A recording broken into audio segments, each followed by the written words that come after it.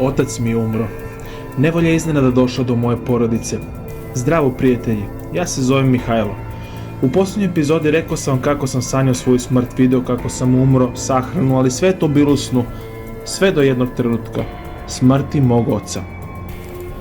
Kada sam se vratio kući, ugledao sam majku kako sedi u suzama držeći sliku mene kako ležim u sanduku.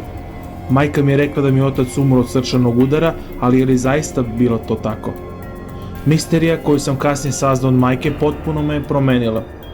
Jednom davno, moji roditelji nisu mogli imati dete i doneli su odluku da ga usvoje.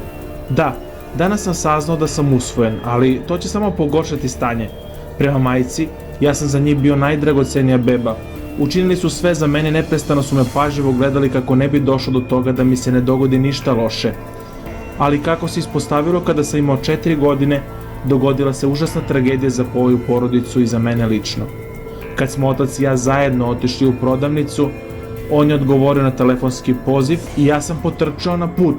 Tata je to primetio, bacio telefon i počeo brzo da trči prema meni, ali bilo je prekasno.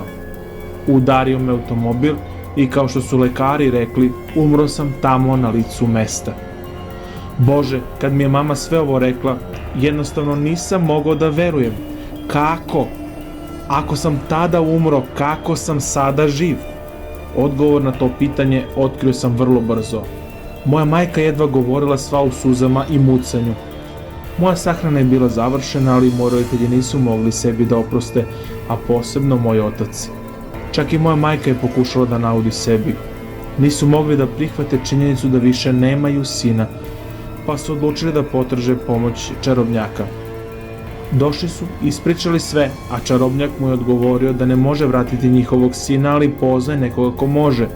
Savjetovao je da je to najbolji način da mu se vrati život, da sklopi dogovor sa mračnim duhom. Moji roditelji su tada bez razmišljenja složili. Došla je noć kad su morali zvati duha. Sve se dešavalo na raskršću i uz pomoć posebnog obreda. Nisu verovali da će on doći, ali dogodilo se. Na raskršnici se zaista pojavio mračni duh. On me nije slušao čak i odmah se složio, ali rekao je da je njegovo stanje duša za dušu. Ako mi uzme život, oduzet će drugi život za nekoliko godina. Tata je bez oklevanja pristao na ove uslove. Duh je rekao da će za dušu mog oca doći za 15 godina i posle tih reči je nestao. Moji su roditelji očajno vraćali kući, ali vidjeli su veliko iznenađenje. To sam bio ja, bio sam živ, a grob u kojem sam pokopan upravo je nestao. Od svih podsjetnika ostala je slika mene u sanduku iz nekog razloga.